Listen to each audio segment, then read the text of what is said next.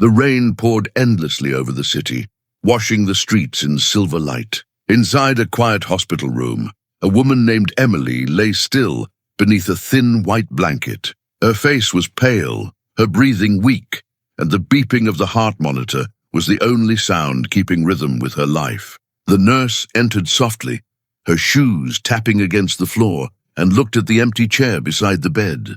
It had been empty for 2 nights. She sighed, adjusted the blanket, and whispered, "He promised to stay." Across town, Daniel gripped the steering wheel tightly as his car sliced through the rain. His reflection in the windshield looked unfamiliar, tired, hardened, and full of something that felt like regret but sounded like pride. His phone rang beside him. He picked it up and a soft voice asked, "Did you tell her?" Daniel hesitated, his jaw tightening. "It's over," he said quietly. "I can't live like this anymore." Before she could answer, he hung up and stared ahead, letting the wipers erase the world in front of him. Back at the hospital, Emily stirred in her sleep. Her fingers brushed weakly against her wedding ring, still shining faintly under the light. She whispered his name, her voice so fragile that it almost vanished in the sound of rain against the window. Her chest rose and fell slowly, her body tired but her heart refusing to give up. The doctor entered, reading her chart with tired eyes. "She's stable, but her condition's worsening," he said to the nurse. "She needs someone beside her, someone she loves." The nurse nodded silently and looked at the woman on the bed. She saw not just a patient, but a story written in pain and love. Meanwhile, Daniel parked his car at the edge of the city and turned off the engine. For a moment, everything was silent except for the rain hitting the roof. He leaned forward, resting his head on the steering wheel. The words he had spoken echoed in his mind like thunder. It's over. He had convinced himself he was doing the right thing, escaping the burden, finding peace. But deep down, a voice whispered that he was walking away, not from her sickness, but from his own weakness. Back in that lonely hospital room, Emily's heart monitor beeped irregularly for a few seconds, then steadied again. Her eyes opened faintly, and she looked toward the door, as if expecting someone to appear. The chair beside her stayed empty. She turned her face toward the window and whispered softly, "Please, come back." The storm outside grew louder. Lightning flashed across the sky as if the heavens themselves were listening to her silent prayer. Will Emily survive without the man she loved beside her? Will Daniel ever realize the mistake he made before it's too late? And when fate brings them face to face again, will love still have a place between them? This isn't just a story about love and loss. It's about loyalty, regret, and the moment when truth finds its way back home. So stay with this story till the end, because what happens next will touch your heart in ways you'll never forget. And if you love stories that move your soul, don't forget to subscribe, give this story a thumbs up, and let's see where fate takes Emily and Daniel next. Before the sickness, Emily and Daniel's life looked almost perfect. They met in college, in a crowded art exhibition where Daniel had gone to support a friend.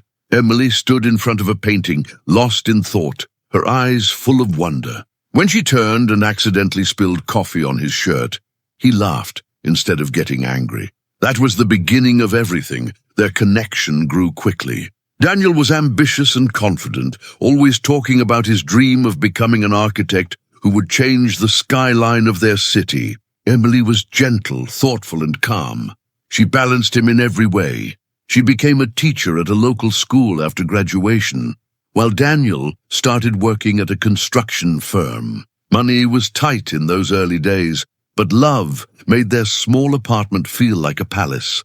Every evening they would sit by the window, sharing cheap takeout food and talking about their future. Daniel often promised, "One day I'll build you a house by the sea, where the walls will have big windows and the wind will smell like freedom." Emily would smile, resting her head on his shoulder. "As long as you're there, any place will feel like home," she would whisper.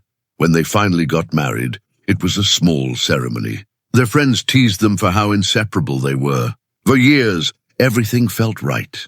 Daniel's career started to take off, and Emily supported him through every late night and every missed dinner. They dreamed of starting a family soon, But life, as always, had its own plans. It started with small things: fatigue, dizziness, headaches. Emily thought it was stress from work.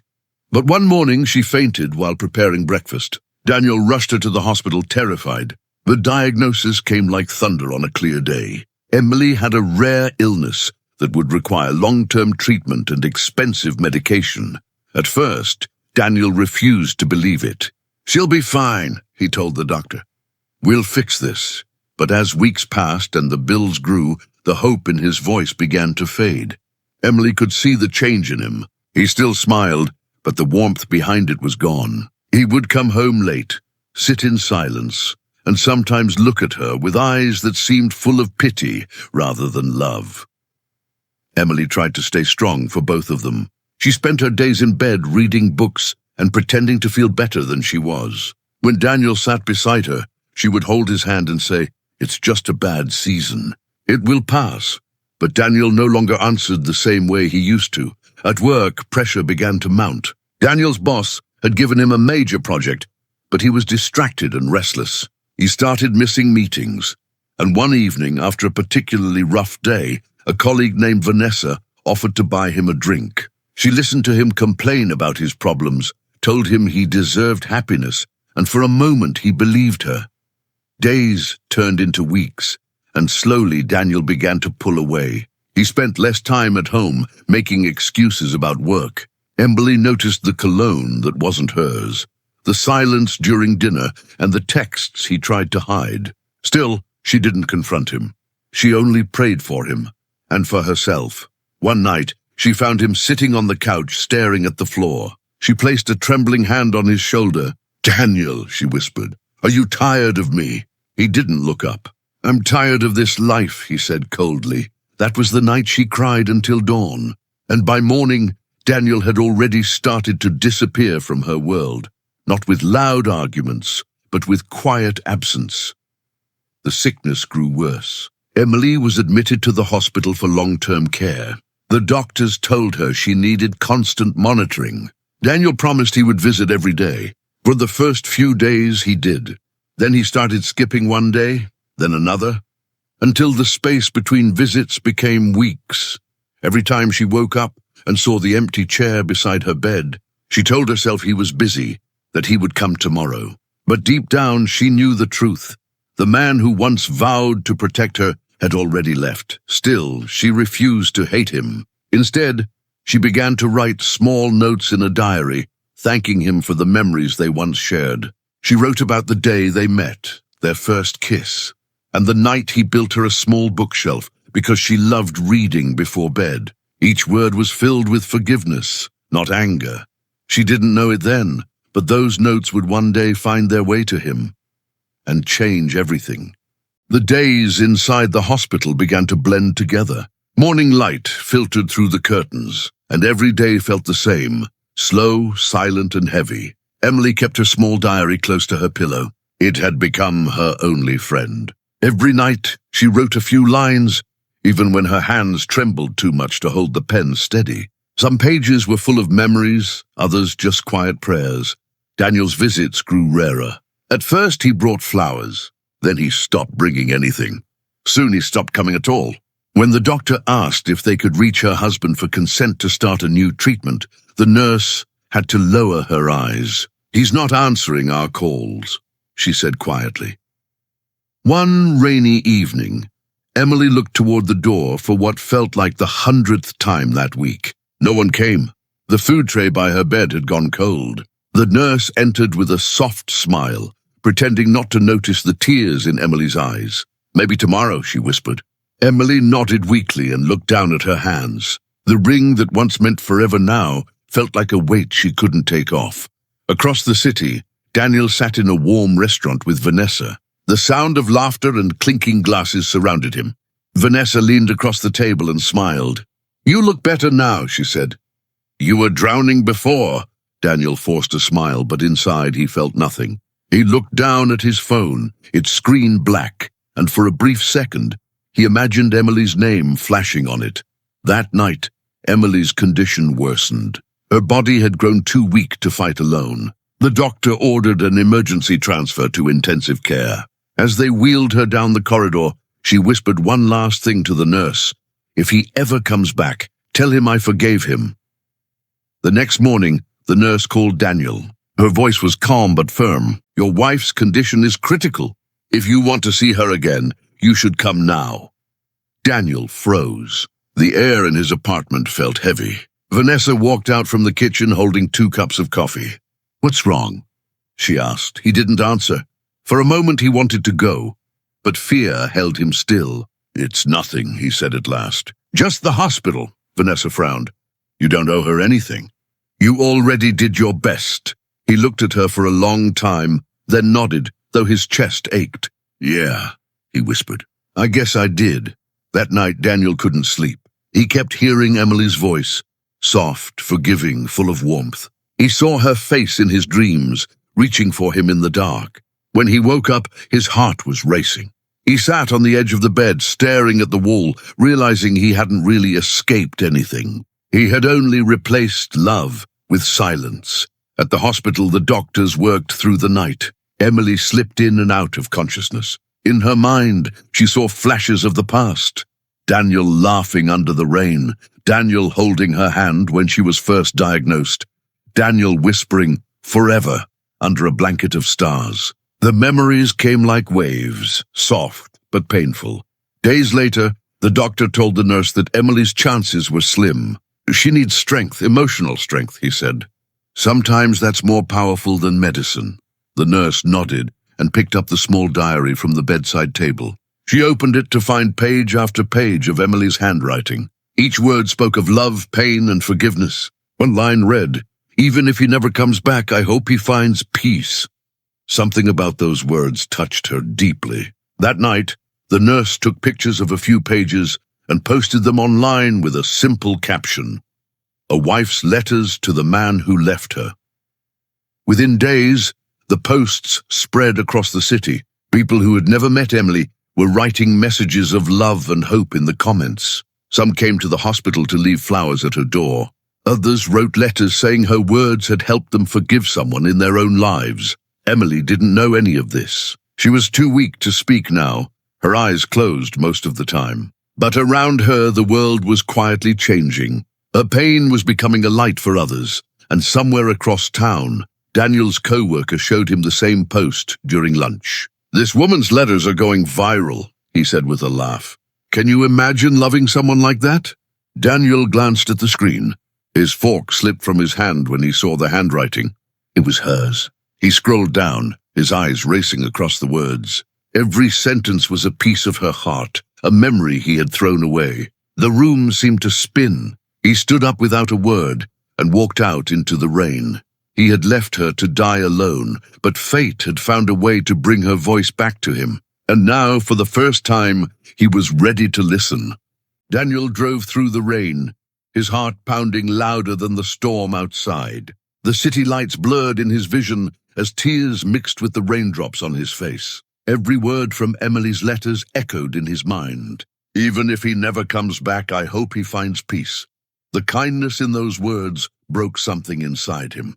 He realized he had run from love, not pain. When he reached the hospital, his hands were shaking. He rushed to the reception desk, his voice barely steady.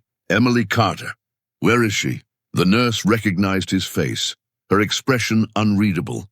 "You should have come sooner," she said softly. "She's in intensive care." Daniel's legs felt weak. He followed the nurse down a long corridor where the walls smelled of antiseptic and quiet grief. When he entered Emily's room, he stopped cold. The machines beeped steadily beside her, and tubes ran across her frail body. Her hair had thinned, her skin was pale, but her face still looked peaceful, almost angelic. He moved closer, his knees trembling as he sank into the chair beside her bed. "Emily," he whispered. "It's me." His voice cracked, and he took her hand gently in his. It was cold but still alive. "I'm so sorry," he said. "I was scared. I thought leaving would make things easier, but it only made me empty." His tears fell freely now, dripping onto her hand. The nurse, who stood by the door, gasped softly when she saw Emily's fingers twitch. Daniel froze, staring at her hand. A faint tear rolled down her cheek, even though her eyes were still closed. The nurse smiled faintly. "She hears you," she said. Daniel stayed by her side that night, reading every page from her diary that had been shared online. He read her words aloud, letting her hear how much they had changed him. "You wrote that love is tested by time, not by comfort," he whispered. "You wrote that forgiveness is stronger than pride. And now I understand, Emily. I finally understand." Days passed. Daniel refused to leave the hospital. He brought flowers, talked to her even when she didn't respond, and apologized for every moment he hadn't been there. He stopped answering Vanessa's calls, stopped going to work. All he could think about was the woman lying in front of him, the one who had loved him more than he ever deserved. On the fourth night, he fell asleep in the chair beside her bed, still holding her hand. In his sleep, he dreamed of their old apartment, the laughter, the sunlight, the plans they once made. He saw Emily healthy and smiling, calling his name from across the room. When he woke up, for a moment he thought the dream was real. Then he heard her voice, weak but real, that whispered, "Daniel." His heart stopped. He leaned closer, his eyes wide. "Emily, can you hear me?" She blinked slowly, her lips trembling into a faint smile. "You came back," she whispered. He nodded quickly, tears spilling again. "I never should have left. I'm so sorry. Please forgive me." Her eyes filled with tears, but her voice stayed calm. "I already did." Daniel broke down completely, resting his forehead against her hand as the machines continued to beep in steady rhythm. For the first time in months, he felt hope. As the days passed, Emily's condition began to improve slowly. The doctors were surprised by her recovery. One of them told Daniel, "Sometimes love heals more than medicine can." Daniel stayed at her side every single day, reading to her, feeding her, and making up for every moment he had abandoned her. Vanessa showed up once at the hospital, her face full of confusion and anger. "You just walked away," she said. "Do you think this makes up for everything?" Daniel didn't raise his voice. "No," he replied quietly, "but it's a start. I forgot what love really meant. She reminded me." Vanessa left without another word, and Daniel never looked back. In the following weeks, Emily gained enough strength to walk short distances. Every step she took felt like a victory. Daniel would hold her hand and whisper, "You're doing great," as if the world depended on her next breath. They began to talk again, about their memories, their pain, and the lessons they had learned. Emily told him one day, "I thought I had lost you forever." Daniel smiled sadly. "You almost did," he said. "But I think I had to lose myself first, to find my way back to you." They both fell silent, holding hands as sunlight streamed through the hospital window. The world outside continued as usual, but inside that small room, something sacred was healing. Spring came quietly that year, painting the hospital garden with color after months of cold rain. The air smelled of flowers, and for the first time in a long while, sunlight touched Emily's face through the window. She sat in a wheelchair by the balcony, wrapped in a blanket, her hands folded on her lap. Daniel stood beside her, silent but present, his eyes filled with something she hadn't seen in years, humility. "I used to think success meant never looking back," he said softly, watching a group of children play near the fountain.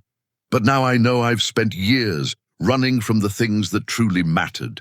Emily smiled faintly. "We all run sometimes," she said. "The question is whether we stop before it's too late." Daniel looked at her, his voice trembling. "Is it too late for me?" She turned her face toward him, her eyes soft but strong. "No, not if you're here to stay." He nodded slowly, the weight of her words sinking deep. From that moment, something changed in him.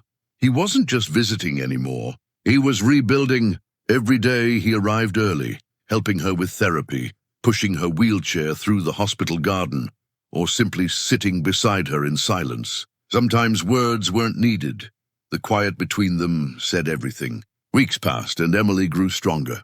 Her doctor often said he had never seen such recovery. "It's love," the nurse would whisper with a smile. "It's stronger than any medicine." One afternoon, the hospital director approached Daniel with a surprising request. "Your wife's story has inspired many," he said. "The letters, the forgiveness, it's changed people. Would she be willing to share her story publicly? We're planning a small event for patients and families. Daniel looked at Emily. She hesitated for a moment, then nodded. If it can help someone, then yes. The day of the event arrived. The hospital auditorium was full. Patients, nurses, doctors, and families gathered to listen. Emily sat on the stage, her diary on her lap, her hands trembling slightly. Daniel stood beside her, more nervous than she was. She opened the diary and began to read. Her voice was soft but steady. When the person you love leaves, it feels like the world stops. But I learned that love isn't about who stays in the easy days. It's about who comes back when everything is broken. The room was silent, except for the sound of her words. Daniel's eyes glistened as he listened. She continued, I forgave him not because he deserved it, but because I needed peace. And sometimes forgiveness doesn't change the past, but it can heal the heart that's still living in it. When she finished, the audience stood and applauded. Tears ran down the faces of people who had come in as strangers, but were leaving with hope. Daniel reached for her hand, squeezing it gently. You just healed more people than any doctor here, he whispered. After that day, something shifted between them. It wasn't the old love. It was something deeper, wiser. Emily began to dream again, not of what they lost, but of what they could build. Daniel started sketching designs for a new project, a small foundation that would help families facing long-term illness, giving them emotional and financial support. He called it the Second Chance Fund, and its first donation came from the royalties of Emily's diary, which was published under the title When Love Stayed Silent. On the day the book launched, Daniel stood beside Emily at the event. Reporters asked questions, but Emily's answer was simple. I don't think this story is about a man who left or a woman who suffered, she said. It's about how pain can teach us to love better. That evening, as they walked back through the hospital garden, Daniel stopped near the fountain. The sky was painted orange and pink. He turned to her, his voice quiet. I can't change the past, but I can promise you one thing. I will never walk away again. Emily smiled, leaning her head on his shoulder. Then maybe this time, she whispered, forever will mean something. Months passed, and life slowly returned to rhythm. Emily was no longer the fragile woman lying in a hospital bed. She walked with confidence now, her strength returning more each day. The scars of illness remained, but they had become symbols of survival, not suffering. Every morning, she and Daniel shared breakfast by the window of their small apartment, the same one they had once called home. The sunlight filled the room again, chasing away the silence that had once lived there. Daniel had changed too.